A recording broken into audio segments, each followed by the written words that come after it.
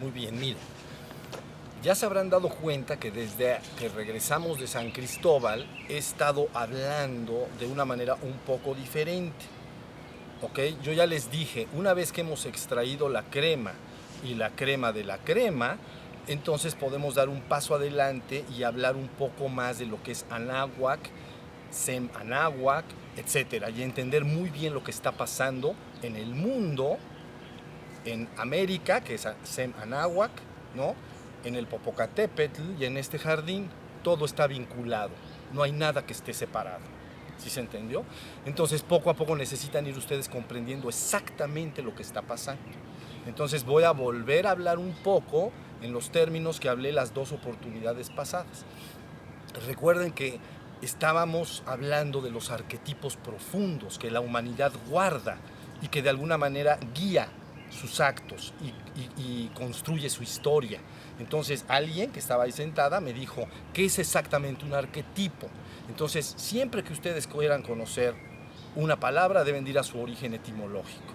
Entonces, por ejemplo, vayan a la palabra arquitecto, ¿ok? Entonces viene del latín y es arco y tectón, ¿ok? Son dos palabras, arco y tectón. Arco quiere decir en español, soy el primero. Tectón, obrero.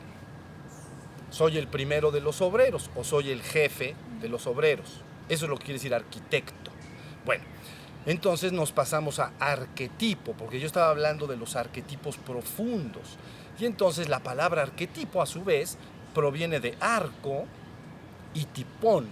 Entonces, arco, nuevamente, soy el primero. Tipón, tipo o modelo.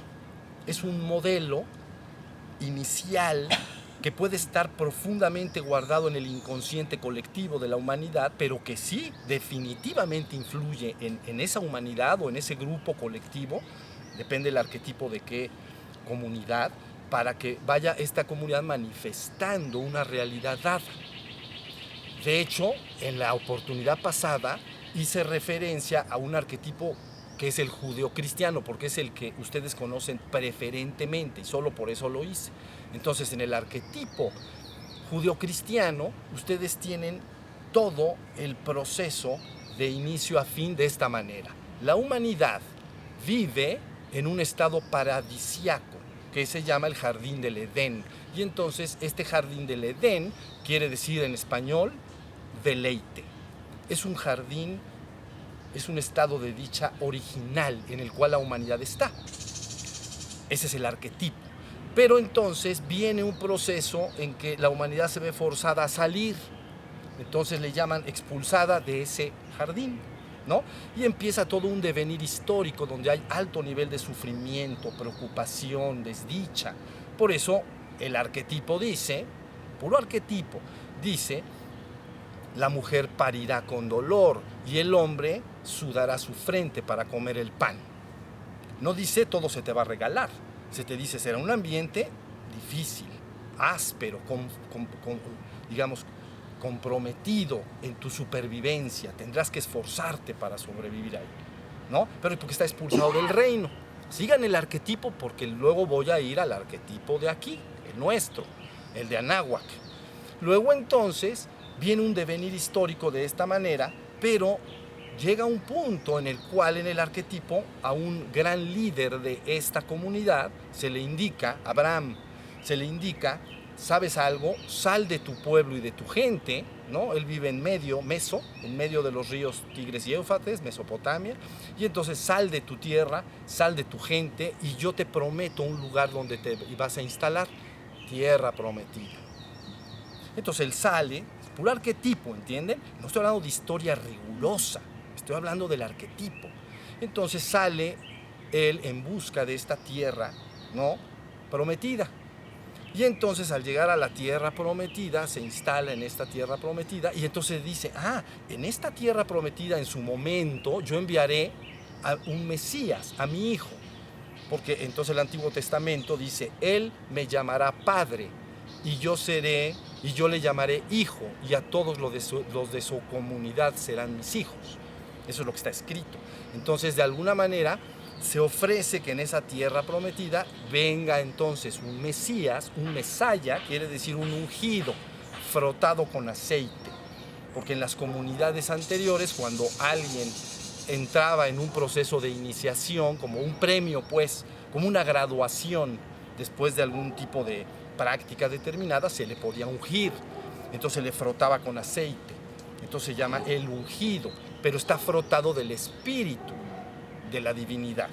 Entonces dice, enviaré a este Mesías, y entonces el Mesías logrará restaurar no solo a ustedes, pueblo mío prometido, en ese arquetipo, pueblo mío prometido, sino que restaurará toda la humanidad y la llevará de regreso a la tierra, al jardín del Edén, al estado primigenio. Se cierra el arquetipo. ¿Sí se entendió? Estado paradisiaco, pérdida del estado paradisiaco, padecimiento y sufrimiento, espera de un Mesías que viene desde ese estado paradisiaco a revelar la forma en que pueden regresar todos a ese estado paradisiaco, y entonces puede este pueblo ellos se llaman a sí mismos elegidos, el pueblo elegido de Dios. Entonces puedo regresar nuevamente y ser llevado al jardín nuevamente. Entonces restauro lo que se deterioró, lo regreso. Pero dice, no solo a ti mismo, sino a todos los pueblos de la tierra. ¿Ya entendieron el arquetipo? Es muy sencillo, no tiene gran complicación. Pero hablaré un poquito más de él, porque hay un momento histórico en que ustedes saben que se parte en dos. Porque entonces nace Jesús, ¿no? Viene este personaje llamado Jesús y hace una división en el proceso. Los judíos clásicos estaban buscando una restauración en el mundo físico, y entonces buscaban un Mesías guerrero que los liberara de los romanos, ¿no? Entonces el otro vino a hablar de amor y paz, como dicen por ahí, y entonces dicen, este se me hace que no es. Y entonces por el otro lado, los que deciden que sí es, pues es la línea que ha llegado hasta América y que llamamos cristianismo, y en el caso nuestro principalmente catolicismo. En el norte, pues entonces llegan los protestantes, ¿no? Los calvinistas, la ruptura que hay en este cristianismo históricamente hablando. Sí, más o menos hasta ahí está la idea. Entonces, con Cristo, dices, ¿cuál es el mensaje de Cristo? Pues es que es el Mesías, pues tiene que decir lo que se espera que diga el Mesías, ¿no? Entonces él viene a decir, mi reino no es de este mundo, mi reino es el reino del Padre. Eso es lo que dijo. Entonces está diciendo, debemos regresar al jardín del Edén, eso es lo que está diciendo el mensaje. Y hace todo su mensaje una clara demarcación, una separación brutal de la cual me ocupé hace algún tiempo, con la parusia. Entonces, una demarcación entre la ilusión del mundo y la verdad de nuestro estado unido a la divinidad. Todo el mensaje de Cristo continua y sostenidamente está haciendo una ruptura entre una cosa y la otra. Esto es la ilusión, esto es la verdad. Si ustedes quieren conocer más a fondo, deben de entrar en una de las páginas de internet que se llama La Parusia, y se van a enterar exactamente de cómo hace estas demarcaciones brutales. Todo aquello que no hace esa demarcación debe de ser dudoso, que viene del mensaje original de Cristo. ¿Entienden? Si hay otro mensaje por ahí que no está diciendo eso, digamos que está un poco amañado el documento con el correr de los siglos. ¿Entienden? Pero si el mensaje dice, separo la ilusión de la verdad y te digo que debes de ir a la verdad, ese es el mensaje original, porque responde al arquetipo que les estoy diciendo. Esa es la esperanza de todos los cristianos del mundo. Entonces él dice, volveré nuevamente. ¿Se acuerdan? Ese es el mensaje. Cuando vuelva nuevamente y sea nuevamente levantado, me llevaré a todos conmigo. Es decir, hace una promesa de que finalmente la humanidad en su conjunto va a regresar al estado paradisíaco. ¿Ya? No dice, él no dice, algunos se van a ir al infierno eterno y otros van a ir a redención. Eso está amañado. Lo que él está diciendo es, cuando yo regrese y sea nuevamente levantado, me llevaré a todos conmigo. Está ofreciendo la redención colectiva de la humanidad. ¿Sí se entendió? Ese es el mensaje real. No está diciendo, pues tú te quedas ahí eternamente en la ilusión y yo me llevo a los que quieran a la verdad. Mucho cuidado con ese mensaje. El mensaje es toditos, todos, más bien todos y todo. Finalmente será restaurado en el estado primigenio. ¿Sí se entendió? Bueno, ahí tienen el arquetipo judeocristiano. ¿Por qué es importante esto? Porque este arquetipo guardado en el subconsciente o en el inconsciente colectivo crea el proceso histórico de la humanidad, de esa comunidad de gentes. Están esperando y buscando que esto suceda y están anhelándolo, etcétera, etcétera, etcétera. Por eso los arquetipos son importantes. Puede la gente no entender esto, pero lo tiene guardado. O sea, una comunidad tiene guardado en su interior el arquetipo y responde al arquetipo. Está actuando de una manera no consciente claramente, pero está actuando en función de estos profundos arquetipos. Son modelos, ideas profundamente guardadas para entender algo que la razón no puede entender. ¿Sí estamos hasta ahí? Bien, ahora nos vamos a mudar un momento y vamos a hablar del arquetipo de Anáhuac. Entonces porque les voy a decir algo, es idénticamente igual, es el mismo, ¿ok? Nada más que les voy a explicar cómo está el arquetipo de Anáhuac. Primero deben de entender que en estas tierras no se concibe el tiempo lineal, se concibe el tiempo circular. El tiempo lineal es una flecha en el tiempo, derecha, y que lo que ha quedado atrás ya no tiene nada que ver conmigo nunca jamás, porque yo voy para adelante. Se llama tiempo lineal, ¿no? Algo así como dice la canción, ¿no? Ya lo pasado, pasado, no me interesa. Eso dice la canción. Pero aunque no te interese, te va a regresar. Miren, porque en honor a la verdad hay un proceso llamado ciclos, y los ciclos regresan. Si quieren ver el más evidente es el invierno. En un comportamiento lineal, tú dirías, ya pasó el invierno, adiós el invierno y nunca más el invierno. Nunca más, porque ya pasó. Entonces, si ya pasó, ¿cómo va a regresar? Tiene que venir algo nuevo. Ese es tiempo lineal. Tiempo circular quiere decir que entonces repite lo mismo. Eso se llama tiempo circular. Quiere decir que los eventos se dan en un proceso cíclico y regresan a ti una y otra vez. Si fuera perfectamente circular, tú no podrías construir tu día más que idénticamente igual como lo hiciste el día anterior. Pero eso no es así. Lo que sucede es que el universo en sí mismo, la existencia, tiene una cosa que se llama línea de tiempo, pero macrocósmicamente tiene como un sentido hacia adelante, no hacia atrás. En el mundo de las partículas esto tampoco es así, ¿ok? Pasado, presente y futuro no tienen ningún sentido para las partículas, pero macrocósmicamente todo avanza hacia adelante. Quiere decir que seguramente mañana que te despiertes va a ser domingo, no va a ser viernes. Entonces todo va hacia adelante. ¿Sí se entendió? Entonces, debido a que toda la existencia marcha hacia adelante, el proceso circular te alcanza, pero un poquito adelante. No llegas al mismo punto, idéntico. Haces esto, pum, y entonces se llama espiral ascendente. ¿Ya lo entendieron? Haz esto. Entonces, siempre llegas al mismo punto. Este es el punto de partida. Dices, y haces esto, pum, llegas al mismo punto. Pero un poquito adelante. Un poquito adelante. Un poquito adelante. Es decir, tú amaneces hoy y eres mexicano, te llamas igual y amaneces en el mismo cuarto. Raro sería que abres los ojos y digas, soy polaco, me llamo no sé qué nombre y soy de raza amarilla. No, pues eso no va a pasar porque regresa el proceso así. ¿Sí se entendió? Eso es lo que técnicamente llaman karma, pero me ocuparé de ello un poco más adelante si nos da tiempo, de lo que es el karma y de cómo regresa el karma a ti, derivado de tus actos. Solo tienes 3 posibilidades de acción: mentales, verbales y corporales. El ser humano no puede hacer otro tipo de actos en la existencia. Actos mentales, lo que piensa y siente; actos verbales, lo que dice; y actos corporales, lo que hace. Y esos actos están creando este proceso de devenir.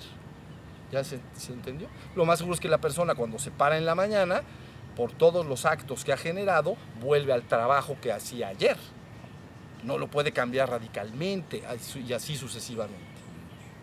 ¿sí? Se introducen nuevos actos, puede ir cambiando cosas de trabajo o de país.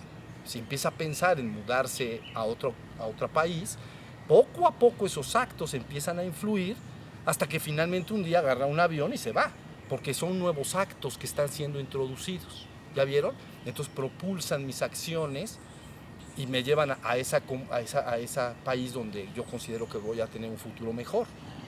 Pero no de un día a otro, no es instantáneo. Se tienen que sumar muchos actos. Es lo que se llama acumular karma. Muchos actos sumados para que se vaya creando una realidad dada. ¿Estoy explicando esto? Esto es lo que se llama karma, porque la palabra karma en español quiere decir acción. Literalmente es acción. Entonces quiere decir que karma son todas mis acciones.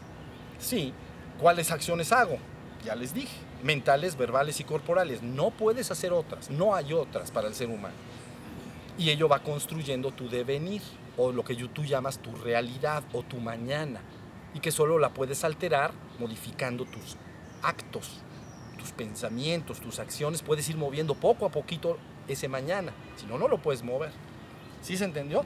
Bueno, el concepto entonces mesoamericano de el tiempo es es circular, y la verdad es que así funciona.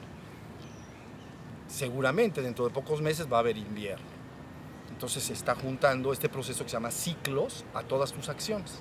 Sí estamos hasta ahí. A ver, síganme bien porque esto es ya bien importante. Ahora, yo dije, en estas tierras se habla de que estábamos en un quinto sol. Eso fue lo que dije. En ese quinto sol lo dividimos, son 5.120 y tantos años, pero pónganle 5.000 años. Entonces es un ciclo, pero dentro de este ciclo circular de 5.000 años, tenemos un ciclo menor de 1.000 años. Y ellos, Mesoamérica entiende entonces este concepto un poco de Mesías como una conciencia que periódicamente, es decir, en forma circular, repetido cada milenio, hace un esfuerzo civilizador para civilizar a esa comunidad. Entonces, se entiende como que está 5.000 años, empieza, a los 1.000 años viene un esfuerzo civilizador, a los 1.000 años otro esfuerzo civilizador. Yo les dije la vez pasada, para que no nos podemos ir más atrás, pero les dije en el año 0, entonces esta conciencia de Quetzalcóatl, ¿no?, influye para que se dé el nacimiento de la civilización de Teotihuacán. ¿Ok? Y luego dije, 1.000 años después, ¿no?, eso vivió 700 años, luego viene la oscuridad. Pero luego, en el año 1000, entonces resulta que viene el surgimiento de Tula, donde ya literalmente el rey, vamos a decir, el monarca, era monarca político y era serpiente emplumada. Y es lo que la gente entiende como Quetzalcóatl. ¿Sí estamos? Entonces en el florecimiento brutal de la civilización. Nomás estoy hablando de estos 2.000 años. Año 0, Teotihuacán. Año 1000, Tula. Y entonces ahí ya está el que ustedes conocen bien como Quetzalcóatl. Seacatl Topinztli Quetzalcóatl. Su nombre es Uno Caña, ¿no?, nuestro príncipe, el cuarto paso de la serpiente emplumada. Ese es su nombre. ¿Ok? Y entonces llega el momento, fíjense muy bien, hace 5.000 años, 3.000 años antes de Cristo, esta conciencia da un banderazo y dice, se inicia un ciclo de 5.000 años. A los 1.000 años, 2.000 antes de Cristo, se hace un proceso civilizador. 1.000 años después vienen los olmecas. ¿Ok? Luego otro florecimiento de la cultura, porque esa conciencia se involucra y cambia todo en la cultura. Cambia los sistemas políticos, el arte, la espiritualidad, revive todo. Es una poderosa energía que se mueve y lo agita todo. ¿Sí se entendió? Y entonces luego en el año 0 vuelve a aparecer esta conciencia. Yo ya lo dejé en la página, yo esto me ocupé hace tiempo, y hay una página que se llama Toltecayotl, la luz de México. Y ahí pueden ustedes estudiar con detalle lo que les estoy explicando en este momento. Entonces, ya entendieron, son 5,000 años el ciclo, cada 1000 años, entonces viene este proceso. ¿Estamos hasta ahí? ¿Ya vamos bien? Entonces, en el año 1000 después de Cristo, síganme, en el año 1000 después de Cristo, entonces está Quetzalcóatl, y luego entonces, en ese tiempo, año 1000, había un barrio en Tula, y ese barrio estaba ocupado por lo que ustedes conocen como los aztecas, que ellos se llamaron a sí mismos mexicas. Entonces, bajo la misma influencia, ellos después, en el año 1300, se mudan más al Valle de México y fundan un imperio extraordinario, el imperio más importante de Anáhuac, seguramente, y con posibilidades altas, más importante del mundo. Entonces el florecimiento fue brutal, pero viene de la misma, ¿entienden? De la misma corriente, de esta misma conciencia. Entonces, en esta visión dicen, en el año 2000, entonces tiene que volver a aparecer esta conciencia, y esta conciencia tiene que rematar y cerrar el ciclo del quinto sol y abrir el sexto. Es la tarea del remate, ¿entienden? Por eso el primer Tezcatlipoca, que emana al primer Quetzalcóatl, entonces se llama cinco flor, porque son los 5 Tezcatlipocas, el del centro, norte, sur, este y oeste, ya lo dije la vez pasada. El del centro emana una personalidad humana o una conciencia en varios humanos, que se llama entonces la conciencia de Quetzalcóatl. 1000 años después, 1000 años después, 1000 años después, 1000 años después, y luego viene el cierre. Entonces es el mismo primero, cerrando el ciclo, ¿no? Haciendo la cosecha y dando de alta el sexto nuevo sol. Ahora sí, ya van entendiendo esto. Hasta ahí me están siguiendo. Ya se cerró el quinto sol y ahora viene el sexto, pero ahí les voy. Hay y también basado en un ciclo, por cierto, un ciclo que está acompañado, es una cuenta que se acompaña de ciclos luminosos y fatales. Entonces ellos ya sabían que venía un proceso de 500 años muy malos para esta cultura, que es cuando llegan los europeos, ¿entienden? Sobre todo los españoles, por ejemplo, a las tierras de Anáhuac. Okay. Entonces, con esta llegada, vamos a entender como que se interrumpe el ciclo. O sea, ya no puede seguir tal y como estaba la cosa. ¿Sí? Estamos. Entonces, es por eso que Cuauhtémoc, ustedes conocen los 3 últimos, bueno, cuando llegan los españoles está Moctezuma, Xocoyotzin, ¿no? Y luego está otro que nadie conoce porque estuvo muy poco tiempo, y luego Cuauhtémoc, es el último emperador, ¿no? Pero entonces él hace un mensaje último y final, como él dice, esto ya cayó, esto ya este imperio cayó. Entonces da un mensaje, pero fíjense el mensaje. Dice algo así como, nuestro sol se ha ido, nuestro sol se ha ocultado, y permanecemos ahora y nos ha dejado en la profunda oscuridad. Pero sabemos que nuestro sol volverá a surgir. ¿Ven? Ciclos. Dice, espérense 500 años, pero ahí viene. ¿Ok? Nuestro sol volverá a surgir. Luego entonces dice, en otro lenguaje lógico, cierren todas las escuelas de canto y de danza, todas las escuelas de arte, cierren todos nuestros conocimientos, no los dejen a la luz de aquellos que han llegado, ¿ok? Ahora que las mujeres transmitan verbalmente a sus hijas nuestras enseñanzas y conocimientos, y que los hombres varones lo hagan con sus hijos, que lo transmitan de generación en generación verbalmente, que no esté a la luz del sol.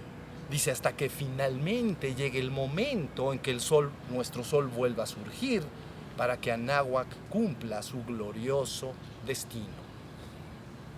Eso es lo que dijo para finalizar las cosas.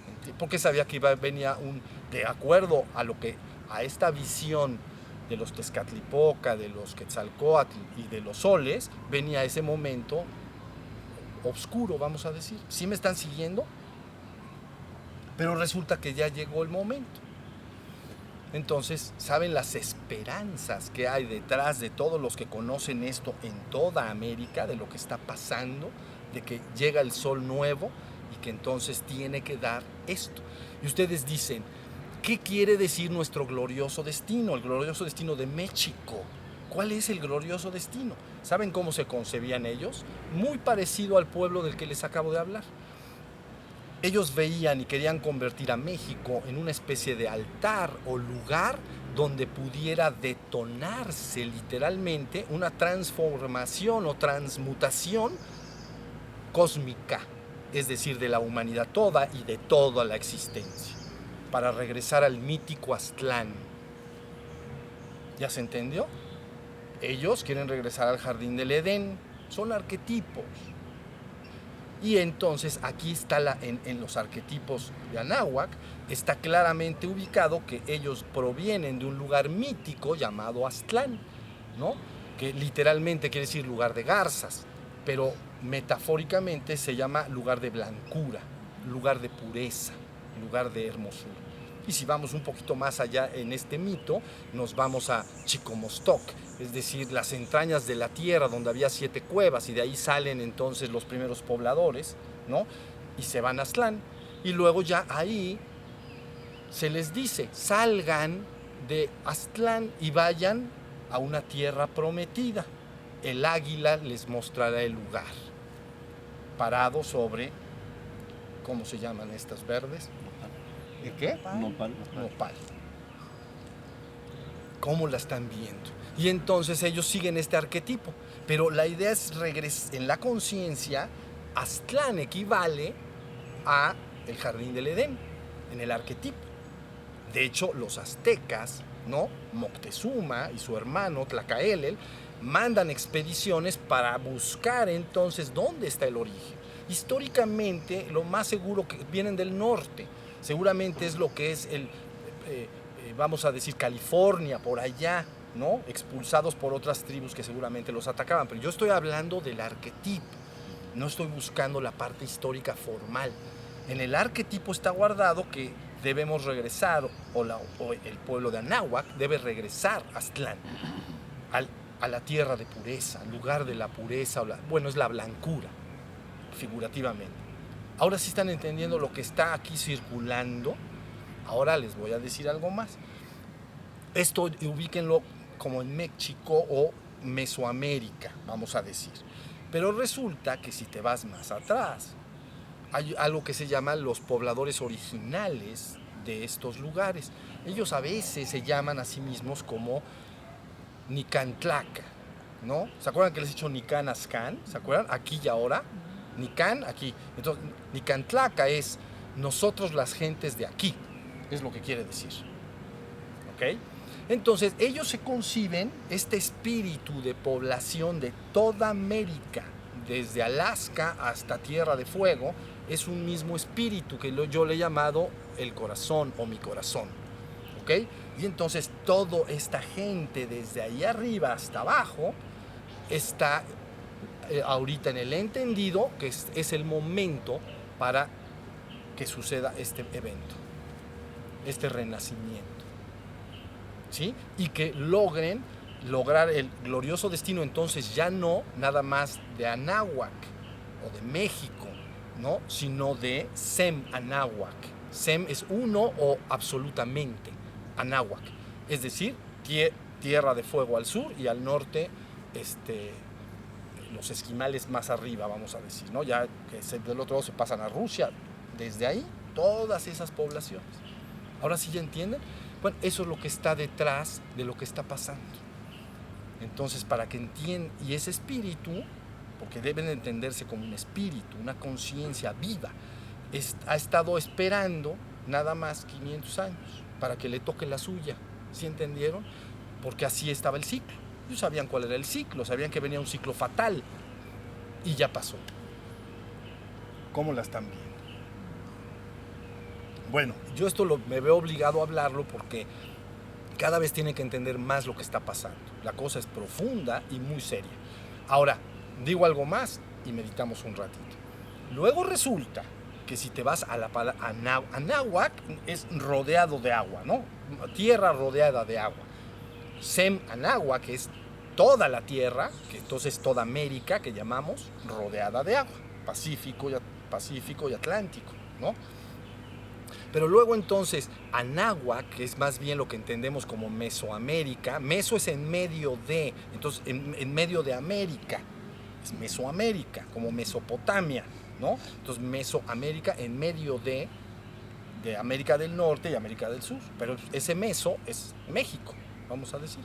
Entonces resulta que en este Mesoamérica ellos están ubicando un lugar principal y central. Y entonces dicen, ¿cuál es el lugar sagrado más importante de la zona? Y definitivamente después de buscarle y buscarle y buscarle, entonces es este valle de Puebla y Tlaxcala. Es donde está la ciudad de Cholula.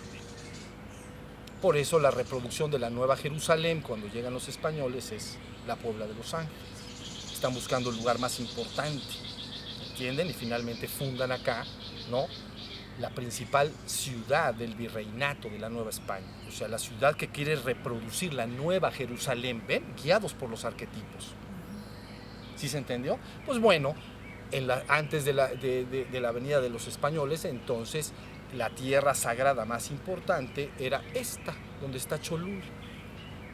Es tan importante, para que entiendan la importancia, es tan importante que entonces tiene, de alguna manera, la pirámide más grande de todo el mundo, ya lo mencioné.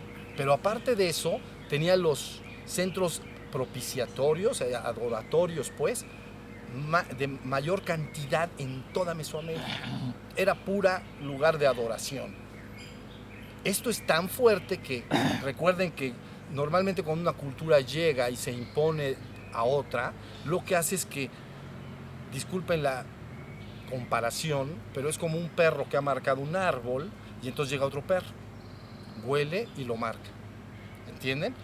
Lo marca para, no, ya no es del anterior, este árbol ya huele a mí, ya no al anterior, ¿sí se entendió? Se marca el lugar. Entonces, esto históricamente en el mundo, cuando una población entra a otras poblaciones, por cualquier razón que entre, busca sembrar sus centros religiosos encima de los centros religiosos de los anteriores.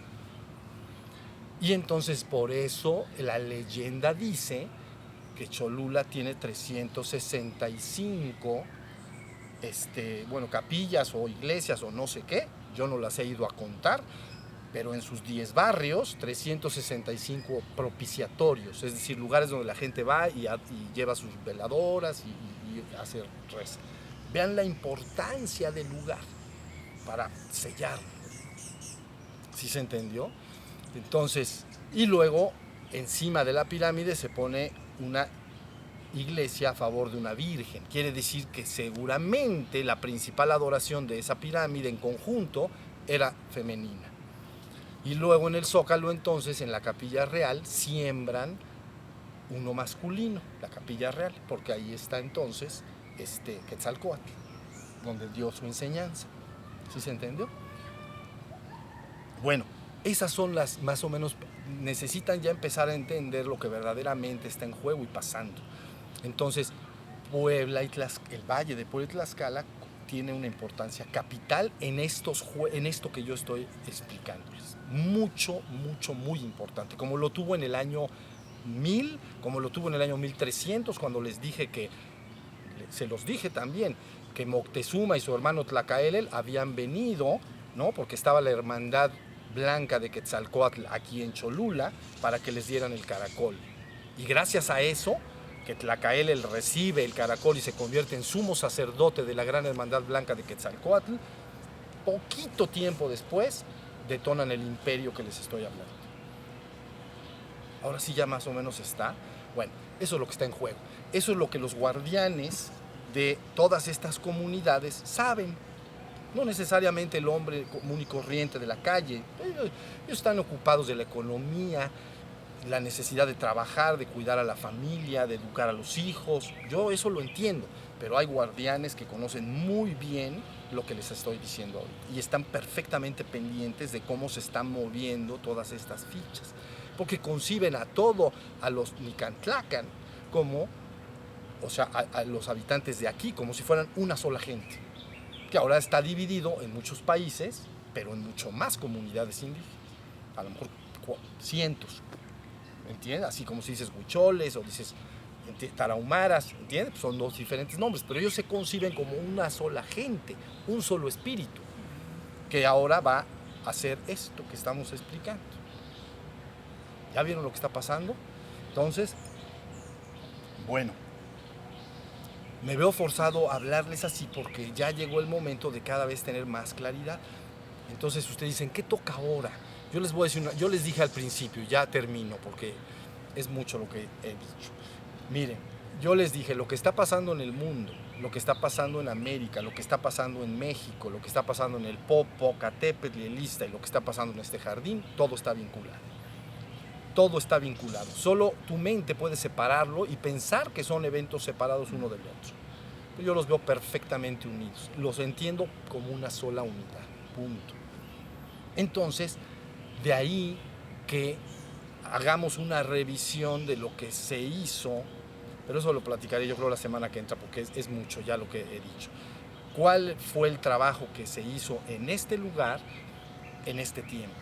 ¿Entiende? Porque desde el punto de vista náhuatl, esta conciencia que venía a hacer el cambio tenía que estar en el último sol, de un nuevo sol al otro, son 52 años.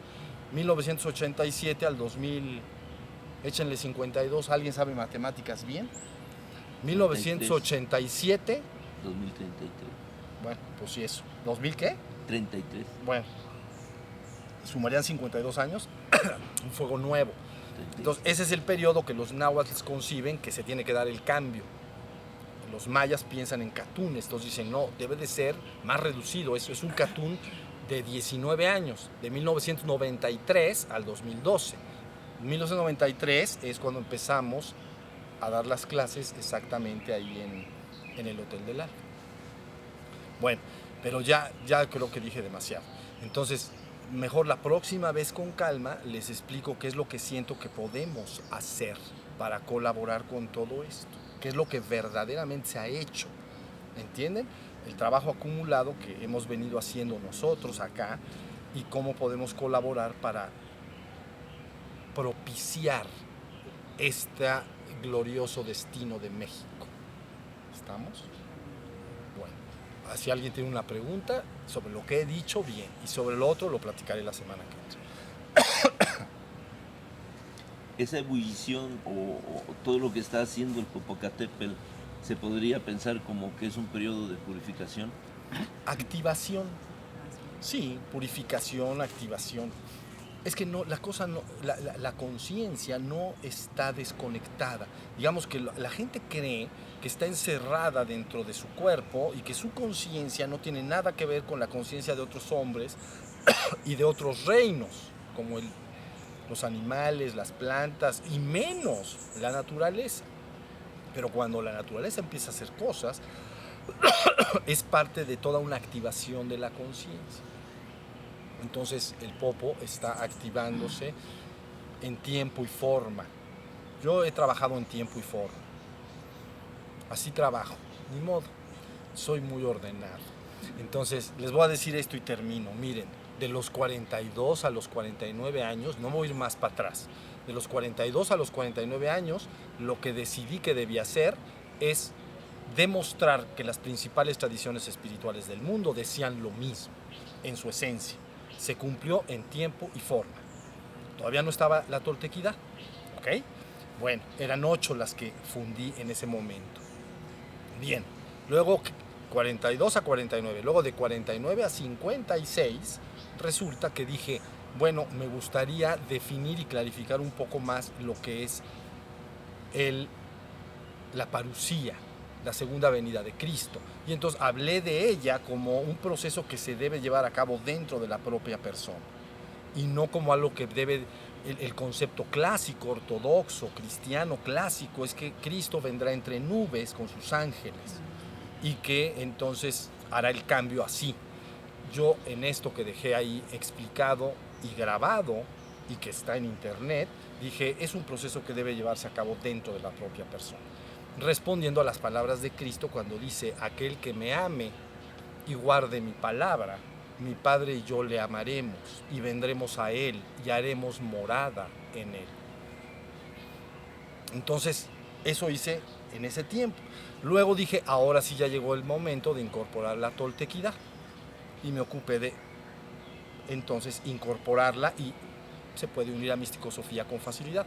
¿Qué es lo que dice la toltequidad? Que te tienes que convertir en un Tlahuizcalpantecutl, aquel que se hace morada de la luz.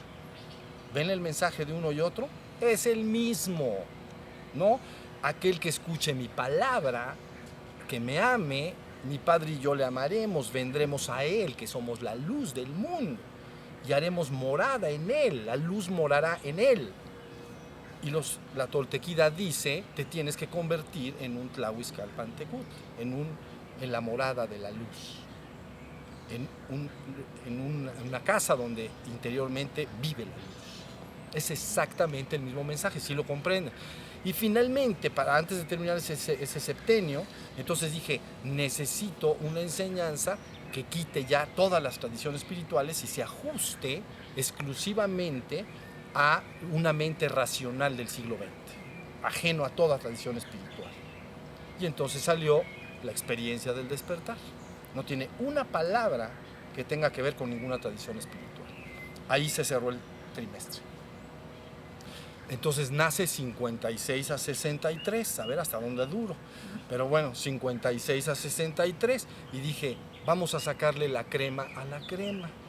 Pero resulta que se me acabó el trabajo muy rápido, porque en el último trimestre del 2012 y el primer trimestre del 2013 salió Shiva Shambhu. Me quedé sin oficio ni beneficio. Y entonces dije, ¿y ahora qué se hace en estos casos? Y entonces dije, bueno, podemos hacer algo para clarificar lo que ahora he estado platicando en estas 3 oportunidades ya, para que haya mucho más conciencia de estos arquetipos y de que la gente puede detonarlos. ¿Entienden? Pero la humanidad tiene que detonarlos. Porque si no se detona, entonces no pasa nada, nada más se abre otro ciclo y otra oportunidad. Quiere decir que esto es una oportunidad, pero la tienes que convertir en una realidad. Si no la conviertes en realidad, no ha pasado nada, nada más luego vendrá otra oportunidad, cíclicamente. ¿Sí se entendió? Entonces, ahí es como está el asunto.